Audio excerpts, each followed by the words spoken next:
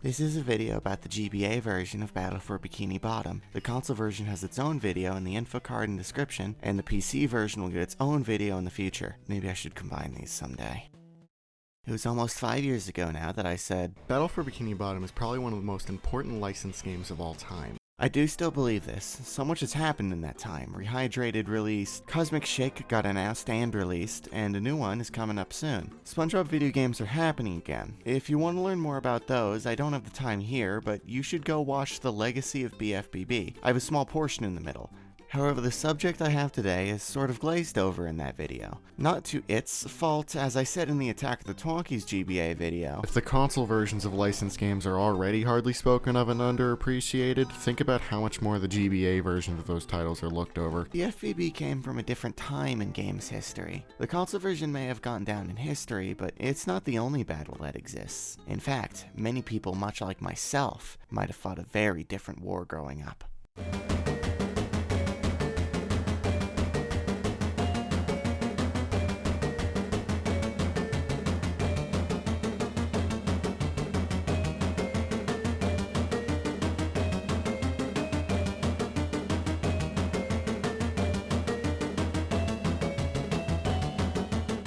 Something interesting I find with GBA games is a lot of them come with little posters of the box art with advertising on the back. Something you never really hear about. Vicarious Visions. They were doing a lot of license work back then. GBA versions of just about anything. Jet Set Radio, Tony Hawk, Crash Bandicoot. Not their first run-in with SpongeBob either. They worked on Revenge of the Flying Dutchman on GBA, making BFBB a sort of spiritual sequel to that game's style. That's not all. The line goes way back to the Game Boy Color's Legend of the Lost Spatula. I went to college! These games share some staff too. BFBB here being a much smaller team, seeing as most of the asset work was done with the Revenge of the Flying Dutchman. Vicarious Visions as a company would reach peak relevance in 2017 with the Crash Bandicoot Insane trilogy, but nobody from this long ago really worked in the company anymore by that time, and Vicarious Visions would soon become Blizzard Albany. Activision dismantling yet another company. I was only able to find one real review of the game in Nintendo Power. 176. Remember gaming magazines? Of course you do. I haven't really read them much before, but now I have to know what a go-go hypergrind is. I'm getting distracted. Okay, towards the back here. Other than a summary, all it really says is, the graphics and action are pure SpongeBob, zany and fun. That sounds vaguely positive, but the score averages out to 3 stars, so there's a single user review on Metacritic that takes a positive spin too. Battle for Bikini Bottom on the Game Boy Advance is a very different experience compared to the console version, and is still very much worth the time. Overall, BFBB on the GBA is a very solid game, and I highly recommend it to any SpongeBob fan. User NTAP on Metacritic. It bad. Looks like we gotta make up our own minds. I expect something along the lines of a middle-of-the-road puzzle platformer if my memory serves right. What happened to the music here? The music credits are for Shinin. Very non-specific. Composers from the company would work on multiple SpongeBob GBA projects, all the way up until Creature from the Krusty Krab. But without any real in on the company, I really have no way of knowing who made this. Oh well. The story largely follows in the console version's footsteps. Rather than SpongeBob saving the day at first because he believes he might be at fault, rather he's just doing it because it's bothering people, and most importantly, scaring them away from the Krusty Krab. Blame is immediately put on Plankton, and there's no in-universe mystery about it. The game doesn't really take any time to do more than just set up the plot. Not much writing to take into account here. These visuals, though. For some reason, all of the characters are 3D models scanned into sprites. The SpongeBob cast are 2D characters, and while the transition to 3D is easier for them than it is for most, it's still very strange to make a 3D model and then just flatten it anyways. It's not the only game to do this either. Super Sponge before it made the same decision. The backgrounds are quite the opposite, however. You'll see some familiar sights, and overall look very reminiscent of the show, making these pre-rendered models all the stranger. These levels take a unique spin on what the console version had done. It obviously couldn't be a 3D collectathon, but rather it takes the form of a puzzle platformer. The usual stuff, pushing blocks, using enemies creatively, pressing switches. You might compare it to Wario Land 4. Wario Land 4 obviously did it much better, but bear with me. There's not that many enemies that can harm you. If a robot doesn't have a spike on it, then you're just gonna bounce off it in some form. There are more tools for platforming than they are enemies. Robot types include flying ones for jumping across, basic ones just to get a lift. There's these spring ones that launch you extra high. Hold on, it's the concept art robot! Bomb ones that are pretty inconsistent, but are the only way past some walls, and these electric types that are just basic ones designed to be annoying. In each stage, there are 3 golden spatulas that you have to collect to end the level. The level exit isn't always at the end of the linear path, but more often than not, that's what they do. To help along is Mystery, who makes her one and only video game appearance. First meeting her in the second level... Okay, I have to know. According to the people at Licensed Game Music, Martin Shovelware, I did my best to pronounce that, was responsible. Now, please don't take this as me saying he's bad at his job. That is not the case, even with other GBA games. Rather, it's a strange mark on all the projects I've seen him on. Still, again, according to Licensed Game Music, it would seem to be a developer-made issue. They just pumped the volume too high in the sound engine, and it's very easy to tell. The music in this game has a unique sound unlike any other game I've heard. It matches its levels well. I like several tracks even, but no matter which one you listen to, it's still pretty blown out.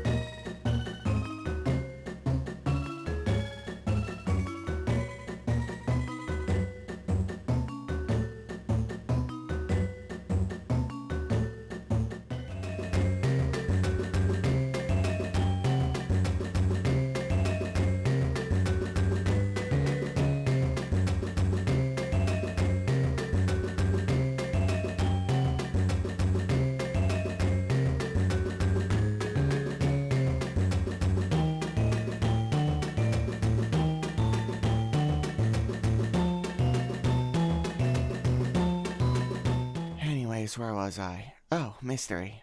With her along, you can push heavier things, move robots easier, clear specific flower blockades, and the game even encourages you to Yoshi-like abandon her mid-jump to get an extra boost. She's a good addition, but repeatedly getting on and off her can be cumbersome. Regularly, actually. Now, the levels usually aren't that long lengthwise, so backtracking isn't always bad, but one stage has you going quite far back and forth for a bit, and if you miss a golden spatula, I can imagine it being quite a massive problem going back for it. I didn't often miss one, and when I did, it was usually in a level where it wasn't hard at all to backtrack. But I imagine in a level like, say, the first Goo Lagoon level, where all of it is pretty much platforming over bottomless pits, it would be awful to miss one. This level is also the first of many to come where I think the game's viewport is a little too small for how they designed the levels. Sometimes you have to jump to platforms that are just barely at a screen, meaning that you'll be making half the jump somewhat blind. It never led to a lot of deaths or anything, but I feel the game gives you just barely too little visual information to be comfortable. Especially in a situation where falling leads to immediate life loss. You have a health bar for enemies, underwear like in the console game, but unlike said console game, there's a life system. It's easy enough of a game where it won't really be a bother but run out and start the stage over from scratch. It's hard for me to say how big of a problem that is or not, considering I only game overed once, but if you're having trouble with moving platforms over bottomless pits, I can imagine you'll eat through them fast. And there's not exactly an excess of lives in the levels to collect either. Besides golden spatulas, in every level there's 20 Krabby Patties to collect. If you reach the end of the level with all 20, you get to play a special stage. It's a quick auto-scroller where you have to collect another 20 patties, and you have to do it all in one go. Doesn't sound like that big of a deal, but the controls are just inconsistent enough that you will get stuck on these. Even worse is what you actually get for them. Screenshots of the show? I spent 20 minutes redoing the same level over and over again, and I get this! And this music! Over again, over again, over again, over again. This shit is stuck in my head. I wish that I were fucking dead. I need to go lay myself back in bed. Fuck! If it's any consolation, you only have to do 8 stages, each one accessible by the first and second half of each world. The first half giving a bike level, and the second half of them being in the invisible boatmobile. Now, the invisible boatmobile is easily the worst of the two. I think the boatmobile has a hitbox, which is a little bit of a problem seeing as, or more accurately, not seeing, as it is invisible. It's not even a boatmobile, that is a car! It's okay to ignore these stages. You save time and lose nothing. On a better note, bosses are fun. Not very tough at all, while having very unique ways of fighting. Sandy is basic, just get the high ground and jump on her helmet. Petbot, however, is a chase, easily the toughest of the fights, and I think one of the more fun ones. You might remember the console game playing on a Squidward robot. Well, here he is. He's an interesting fight where you need to ride up his hands to hit the head with bombs. And finally, SpongeBot Steel Pants, actually referred to by name here, unlike the console version, I believe. It's a two-phase fight like the console version, but there's no going inside the robot. Rather, it starts with destroying the Duplicatatron 3000, something I now notice the console version just skips over. That machine is still running by the end of that game. And the second is just fighting the robot, just spitting the bomb Krabby Patties back at the robot. Simple, but satisfying. Plankton mourns his plan even though it wasn't quite working in his favor anyways, and...